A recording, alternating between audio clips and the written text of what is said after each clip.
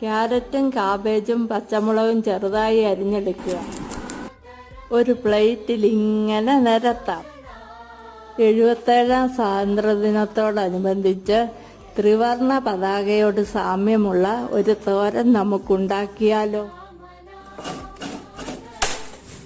ഒരു കടായി അടുപ്പത്ത് വെച്ച് വെളിച്ചെണ്ണ ഒഴിക്കാം. കടുക് പൊട്ടുമ്പോൾ ഉള്ളി, വറ്റൽമുളക്, കറിവേപ്പില ഇടാം. ഇതിൽ അരിഞ്ഞു വെച്ചവയിട്ട് ആവശ്യത്തിന് ഉപ്പും വെള്ളവും ചേർക്കുക. ഹൈ ഫ്ലെയിമിൽ അടച്ചു വെച്ച് വേവിക്കുക. ലോ ഫ്ലെയിമാക്കി ഇളക്കി ഒതുക്കി തേങ്ങ ചേർത്ത് വീണ്ടും മൂടി വയ്ക്കുക. വെള്ളം വറ്റി നന്നായി ഉണങ്ങി വരുമ്പോൾ അല്പം പച്ചവെളിച്ചെണ്ണ ചേർക്കാം.